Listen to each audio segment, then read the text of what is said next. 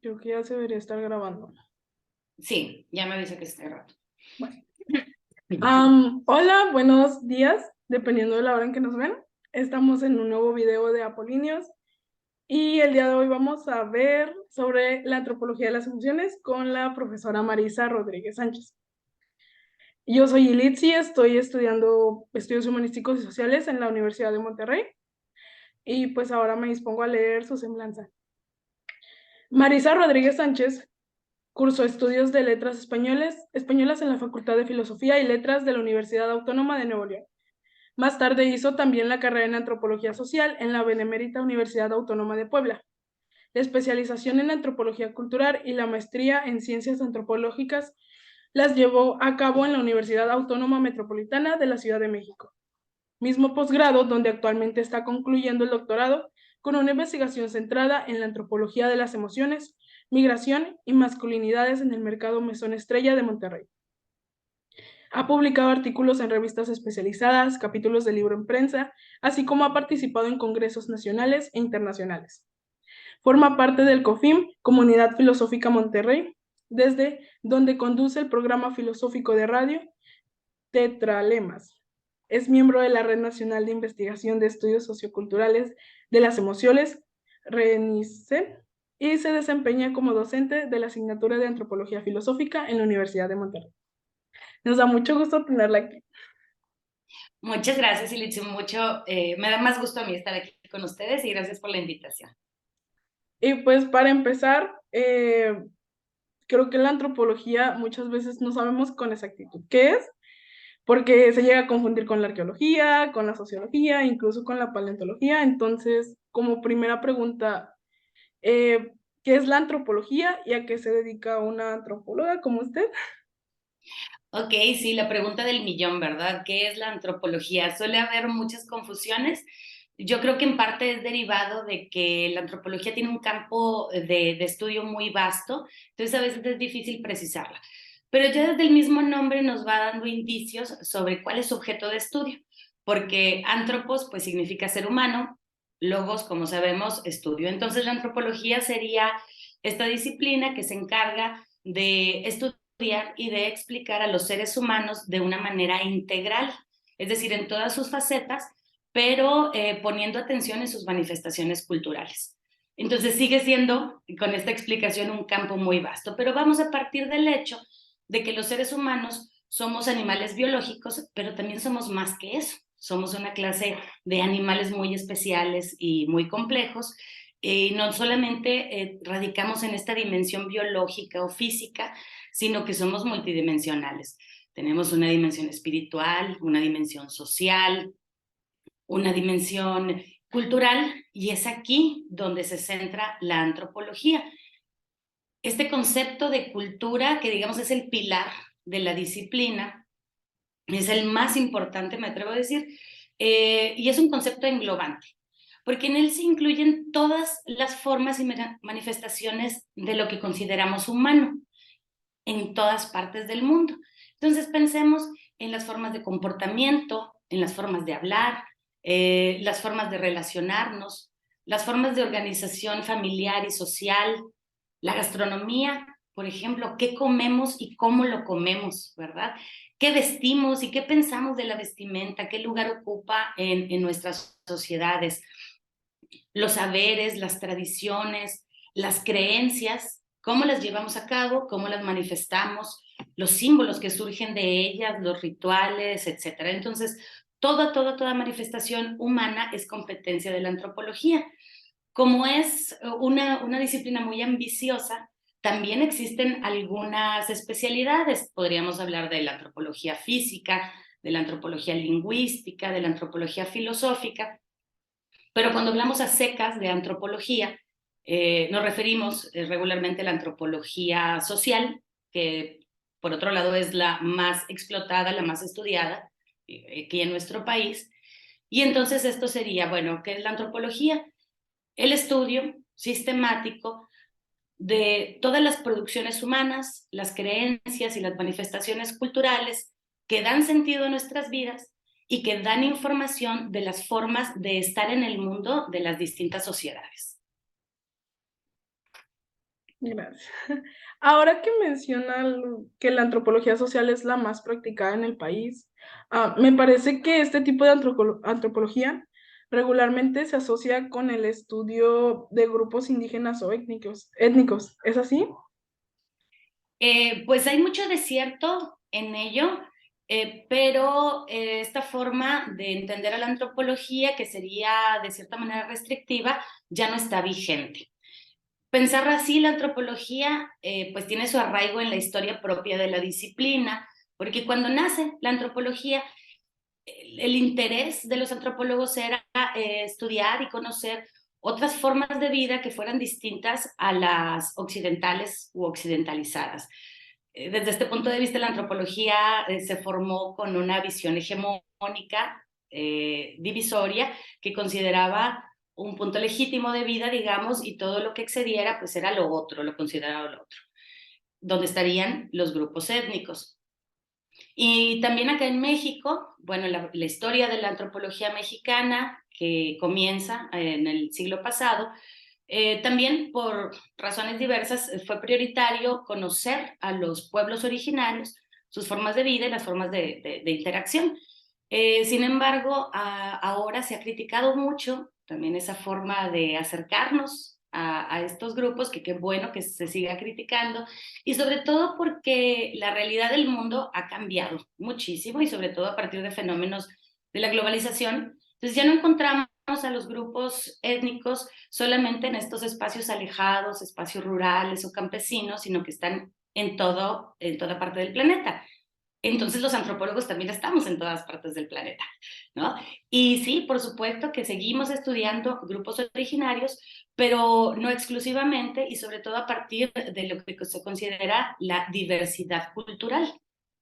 Dentro de esta pluralidad de manifestaciones estaría, sí, lo étnico, pero también las diferencias de género, las diferencias de clase, las diferentes preferencias sexuales, las diferentes visiones políticas del mundo, etcétera, ¿no? Entonces, por eso, tanto los objetos y los sujetos de estudio antropológico como los enfoques han necesitado diversificarse para dar respuesta a estas transformaciones de la realidad social. Y encontramos, como te decía, la antropología de la industria o en los medios de comunicación. Ya no está el antropólogo reducido a la zona rural, al museo o a la universidad, y se estudian campus digitales, enfocamos en cuestiones políticas, en cuestiones religiosas, incluso hacemos un enfoque desde las emociones, analizamos la manifestación, la expresión emocional de los sujetos que dan también cuenta de sus especificidades culturales.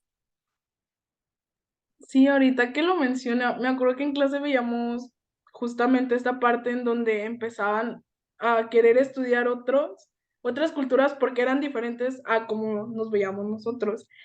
Y esto de las emociones me llama mucho la atención porque creo que igual en esta sociedad capitalizada sigue estando la idea de que las emociones son muy aparte de uno mismo, entonces sí gustaría ya irnos introduciendo más a qué es la antropología de las emociones y su campo, que es su campo de estudio también. Sí, a eso me he dedicado en los últimos años. Y como bien dijiste, sí, siempre vemos lo otro, ¿verdad? La antropología se interesa por la otredad, a partir de un punto de reflexión de qué conocemos como la normalidad, ¿no? Que difiere dependiendo del punto de vista de quien lo enuncie. Entonces, también las emociones nos dan información, son objetos muy especiales que nos otorgan información de cómo se organizan los grupos humanos y qué es lo relevante para ellos. Es un campo de estudio relativamente reciente, es moderno, empieza apenas en el siglo pasado, por ahí de los 80, pero es reciente esta forma sistemática de estudiar las emociones, porque las emociones, los afectos, las pasiones, los sentimientos, siempre han sido elementos que han atraído mucho a los pensadores, incluso antes del nacimiento de la antropología. Hablamos desde la época clásica, ¿verdad? Por los filósofos. Todas las ciencias sociales y las naturales también se han interesado por definir qué son las emociones. Sin embargo, a pesar de este interés sobrado, resulta algo bastante paradójico, porque se consideran como opuestas a la razón. A través de esta tradición también de pensamiento muy occidental, muy positivista y que tiene su origen desde la época clásica, se piensa a las emociones como si fueran unos elementos residuales, ¿verdad? Que quedan de lado de los procesos racionales y de la lógica. Y como Platón, que tenía sus tipos de almas y era como que la que tiene que ser es la racional y todas las demás no sirven para nada.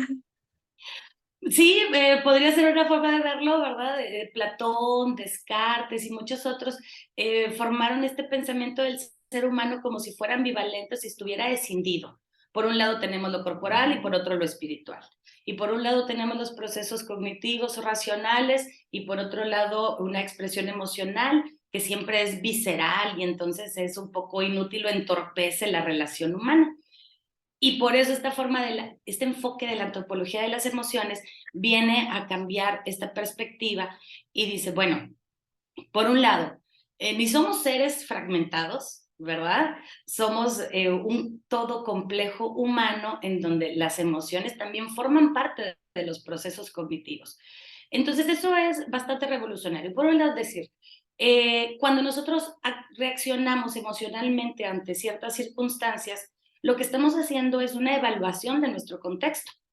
Y entonces, una vez que lo interpretamos, vamos de vuelta hacia afuera y reaccionamos emocionalmente, algo que sentimos de manera íntima.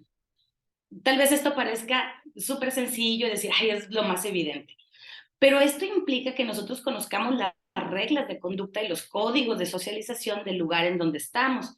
Y si reaccionamos de una manera distinta a lo que se espera, podemos recibir una sanción, una amonestación social, sanciones de otro tipo, o simplemente con eso ya estamos manifestando que no pertenecemos a esa cultura. Entonces las emociones también forman parte de las normativas culturales que son edificadas, ¿verdad? Que son construidas pero que tienen su asiento en una posibilidad biológica y fisiológica. Todos los seres humanos estamos capacitados para sentir emociones, pero las manifestamos de manera distinta y con ello manifestamos nuestra propia identidad y origen, ¿verdad? Y entonces, de esta manera también se tiende a desestructurar la idea de que las emociones simplemente competen a lo individual, es decir, al campo de la psicología, sino que también están interrelacionadas y de manera indisociable con las estructuras sociales. ¿Nos podría dar un ejemplo de cómo es que se estudian las emociones o cómo se hace un estudio aplicado de la antropología? Sí, porque esto que comenté puede sonar muy interesante, pero luego parece que no. ¿Cómo se aterriza eso, verdad? O sea, parece que queda claro en teoría, pero en la práctica, ¿cómo lo hacemos? Bueno, el estudio de las emociones ya en la práctica, en campo, en una investigación, no difiere grandemente del trabajo etnográfico que hacemos los antropólogos. Y te lo comento así muy rápidamente. Primero, pues tenemos que diseñar. Si uno quiere hacer una investigación, diseñas tu investigación, qué es lo que quieres estudiar, encuentras un fenómeno social que te atraiga y que sea relevante para estudiarlo. En mi caso, por ejemplo, me interesé por un mercado de aquí del centro de la ciudad de Monterrey que se llama Mesón Estrella, y entonces al transitarlo, es un lugar que yo conozco desde la infancia. Pero ahora ya de adulta y que regresé a Monterrey después de estar en otros lugares, me di cuenta que hay una comunidad migrante muy grande que viene de Centroamérica y de otras partes del centro y sur de México. Entonces me interesé por ese fenómeno migratorio de estos hombres, son varones que llegan y trabajan como cargadores en este lugar. Su pretensión es llegar a Estados Unidos, atravesar la ciudad, no se quieren quedar a vivir aquí. Pero como están muy solos, porque te digo que salen solos de su lugar de origen y son padres como todos, ¿no? Que tenemos un rol en nuestra vida, son hermanos, son hijos, tienen sus aficiones, sus oficios, su identidad. Pero aquí se ven de manera genérica como los migrantes y los cargadores. En estas circunstancias ellos están muy solos y en circunstancias de soledad y de aislamiento, pues las emociones que surgen regularmente no son muy positivas, no puede ser de tristeza, de nostalgia, melancolía por el terruño. Y yo me puse a pensar, bueno, ¿qué tiene que ver estas emociones con el fenómeno migratorio y cómo, si podríamos encontrar una correlación entre la experiencia emocional y psíquica que padecen estos hombres, el mercado y el tránsito hacia Estados Unidos. Entonces nos damos cuenta que sabemos cómo funciona, al menos de manera muy tangencial, sabemos cómo funciona la masculinidad en contextos mexicanos y latinoamericanos, donde a los hombres se les exige ser proveedores, fuertes, aguantadores y no mostrar estas emociones que los dobleguen. Bueno, para estos hombres se intensifica esta demanda emocional y en ello, en su rol, en cumplir su rol paterno y de proveedor, se finca con mayor fuerza este no mostrar esos sentimientos negativos y lo vuelcan en una actividad corporal muy fuerte. El ser cargadores muy rudos, el que no se cansan, los que no se enferman, los que todo el tiempo están activos y no se quejan. Esas mismas cualidades, digamos, que resultan negativas para los individuos, son cualidades sumamente explotables en los nichos laborales más bajos en Estados Unidos. Porque al ser una sociedad con un nivel educativo muy alto, los espacios laborales en el sector de los servicios, o digamos más bajos, los ciudadanos no quieren realizarlo. Entonces necesitan completar este espacio económico. ¿Y cómo se va a completar? Con estos migrantes que se trasladan. Entonces, estos capitales masculinos se vuelven capitales económicos explotables en una economía global abierta más avanzada. No sé si se encuentra un poco la relación entre lo emocional y la economía y los fenómenos de migración y también pues en las normas políticas migratorias. Y es como esta parte de la sociedad que puedes agarrar para trabajos que tú no quieres hacer porque es como su única opción o se los pones enfrente y dicen, ok, agarro esto porque si no, ¿qué más agarro? Exactamente. Y eso se conoce en nivel antropológico, es decir, la toma de decisiones políticas internacionales conocen este funcionamiento social en términos antropológicos y a la inversa tiene sus efectos en los individuos. No nada más se queda en estas grandes relaciones internacionales, sino que directamente, ¿verdad?, incide en las formas de vida de cada uno de estos sujetos. Otro ejemplo rapidísimo que te pondría también ahí en el mercado, alrededor de esta zona del mercado, hay muchas instituciones importantes, educativas, por ejemplo, hay una primaria, una secundaria, hay iglesias, teatro, etc. Una de estas secundarias, que es la número 5, está en uno de los edificios más viejos del centro de Monterrey. Y las autoridades dijeron, pues es que ya casi no hay alumnos, a ver si qué hacemos con este edificio, tal vez tumbarlo, tal vez volverlo un estacionamiento. Los exestudiantes de esta secundaria se organizaron al conocer esta idea que tenía el gobierno, se organizaron y realizaron demandas para resguardar el inmueble y fueron ante el INAH, ante CONARTE y ante otras instancias y ganaron y se va a rescatar. Entonces, esta demanda política ciudadana está arraigada en la nostalgia y en el amor a este espacio por lo que vivieron en sus años de juventud. Entonces, estamos acostumbrados a ver el derecho y la agencia política como muy aislado de lo emocional o que incluso lo entorpecería. Y claro que no, ¿verdad? Eso es el motor, en este caso, que les da la fuerza para poder resolver un problema de esta categoría. Pues sí, es como todos sentimos cómo no vamos a involucrar las cosas que sentimos en el día a día. Y ya para finalizar, mencionó que su investigación trata problemas sociales locales. Entonces quisiera saber cuál es el estado actual de los estudios antropológicos en Monterrey o cuál es su aporte. Ok. En Monterrey, a diferencia de otros lugares del país, sobre todo en la zona que conocemos como Mesoamérica, apenas está en pañales, ¿verdad? O sea, es apenas incipiente el trabajo antropológico por acá, pero por fortuna ya se empieza a realizar, ya existe una profesionalización de la antropología en esta zona del país, pero como te digo, es muy reciente y es muy urgente. Es muy urgente traer esta visión integral, global, para dar respuesta a las diferentes problemáticas que padece nuestra ciudad y nuestro estado, porque es una de las zonas más violentas y en los últimos años se ha recrudecido la violencia por el crimen organizado, los feminicidios. Estamos padeciendo unos fenómenos de gentrificación incipiente en muchas zonas de la ciudad. Entonces los antropólogos tenemos mucho que aportar, ¿verdad? Para ofrecer una visión panorámica y también para podernos conjuntar con otras disciplinas y poder encontrar una solución práctica. Entonces, la antropología no nada más se queda en esta parte de investigación académica, que también es muy importante, sino que tiene una aplicación directa para la toma de decisiones y sobre todo para las recomendaciones, ¿verdad? Hacia quienes toman esas decisiones que modifican la vida de las sociedades. Bueno, no sé si le gustaría agregar algo más o no sé.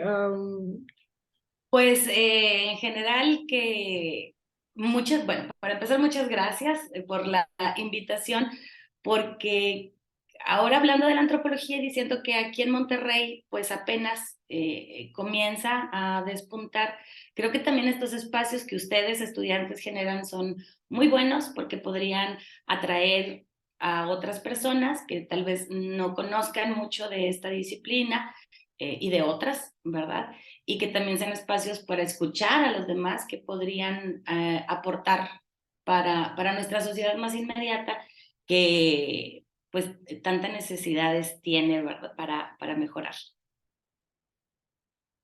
Sí, y también para tener más opciones, digo, a veces quieres estudiar algo, pero no sabes realmente si hay o si realmente existe lo que quieres estudiar, entonces también es muy importante eso.